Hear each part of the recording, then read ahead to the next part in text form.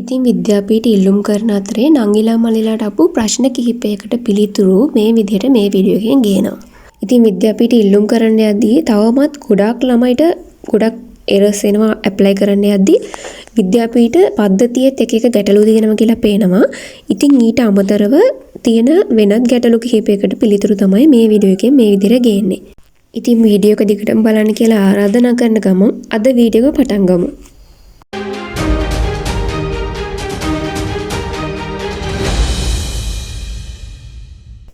විද්‍යාපීඨ apply කරන්න පුළුවන් මොන අවුරුද්දේ A level කරපු ළමයිටද? ඉතින් නංගිලා මල්ලිලා මේක විද්‍යාපීඨ ගැසට් එකේ මුලින්ම දාලා තියෙන එකක්. මේක විද්‍යාපීඨ ඇප්ලයි කරන්න පුළුවන් 2023 24 A level කරපු නංගිලා මල්ලිලාට විතරයි.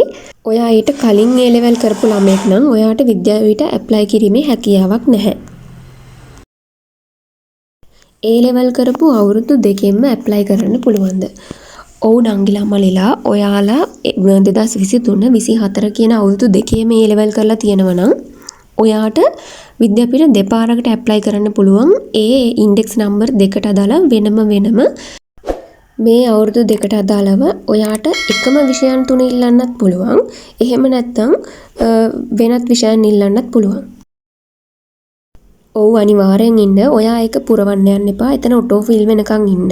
හදිසි හරි එහෙම උනේ නැත්තම් බැක් වෙලා ආයෙන්න කොහොම හරි NIC එකයි සම්පූර්ණ නම වගේ දේවල් ෆිල් වෙනකන් ඉඳලා එතනින් එහාට පුරවන්න පටන් ගන්න.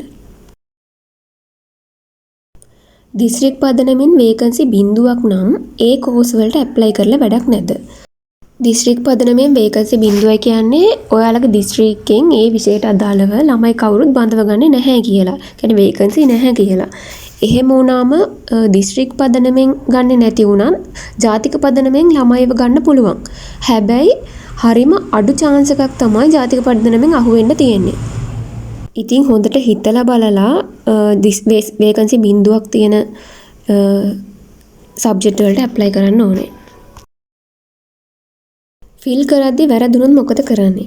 කලබල වෙන්න දෙයක් නැහැ. එහෙම වුණොත් එහෙම ඔයා විද්‍යාපීඨ ඇප්ලයි කරලා දවස් 7ක් ඇතුළත ඔයාගේ ඇප්ලිකේෂන් එක එඩිට් කරන්න පුළුවන්.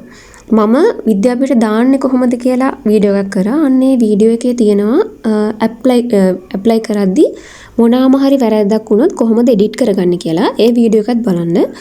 ෆිල් කරද්දී වැරදුනොත් කලබල වෙන්න දෙයක් නැහැ. දවස් 7ක් ඇතුළත ඔයාට එඩිට් කරන්න පුළුවන්.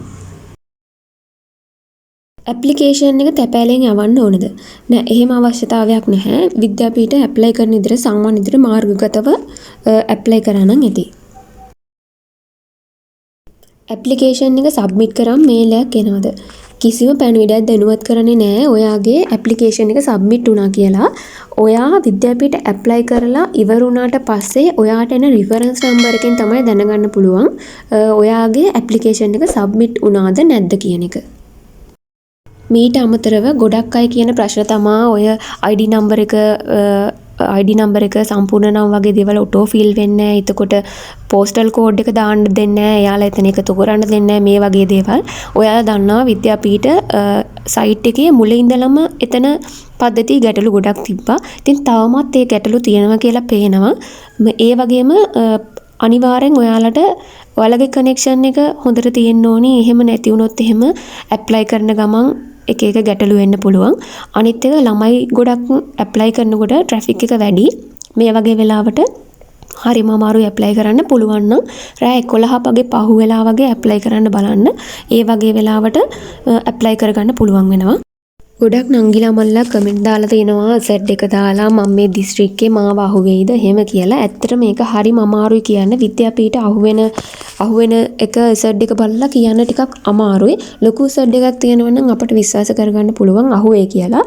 හැබැයි ඇප්ලයි නොකර ඉන්න එපා. අනිවාර්යයෙන්ම පොඩි Z එකක් තිබ්බත් ඇප්ලයි කරන්න. දිස්ත්‍රික් පදනමෙන් ගන්න ළමයි ගාන ඒ වගේම අර සබ්ජෙක්ට් වලින් ගන්න ප්‍රතිශත තියෙන ඔයා කරපු A level කරපු සබ්ජෙක්ට් එක මේ හැමදේම බලපානවා ඔයා විද්‍යාපීඨ අහු වෙනවද නැද්ද කියලා තීරණය කරන්න. ඉතින් තමන් හොඳට හිතලා බලලා දාන කෝසස් පිළිවෙල මේ හරියට දැම්මනම් විද්‍යාපීඨ අහු නොවේ කියලා හිතාගෙන ඉන්න ළමයෙක් වුණත් අහු වෙන්න පුළුවන් chance එක තියෙනවා. HND වගේ කෝස් කරපු ළමයිට කරන ළමයිට විද්‍යාපීඨ ඉල්ලුම් කරන්න බැරිද කියලා අහලා තිබ්බා. ඉතින් ඉල්ලුම් නොකර ඉන්න එපා. අනිවාර්යෙන් ඉල්ලුම් කරන්න. විද්‍යාපීඨ HND කරපු ළමයි ඇවිල්ලා තියෙනවා. හැබැයි HND එක UGC එකේ රෙජිස්ටර් කෝස් එකක් නිසා ඇප්ලයි කරන එක පොඩි ප්‍රශ්නයක් තියෙනවා. හැබැයි ලොකු ප්‍රශ්නයක් වෙන්නේ නැහැ. මං හිතන්නේ විද්‍යාපීඨ ඇවිල්ලා තියෙනවා HND වගේ දාපු ළමයි. ඒ වගේම A level JIT result එක බලපාන්නේ IT කෝස් එක ඉල්ලන ළමයිට විතරයි. වෙන ළමයිට ලොකු ප්‍රශ්නයක් වෙන්නේ නැහැ JIT exam එකේ result එක. එහෙනම් අද වීඩියෝ එක ඉවර කරන්නම්. ඔයා විද්‍යාපීඨ ඇප්ලයි කරන අතරතුරේ මොනවා හරි ප්‍රශ්නයක් ආවොත් එහෙම ඒක කමෙන්ට් එකක් විදියට දාන්න අමතක කරන්න එපා. පුළුවන් විදියට රිප්ලයි කරන්න. විද්‍යාපීඨ ඉල්ලුම් කරපු නංගිලා මල්ලා හැමෝටම සුබ පතන ගමන් අද වීඩියෝ එක නතර කරන්න.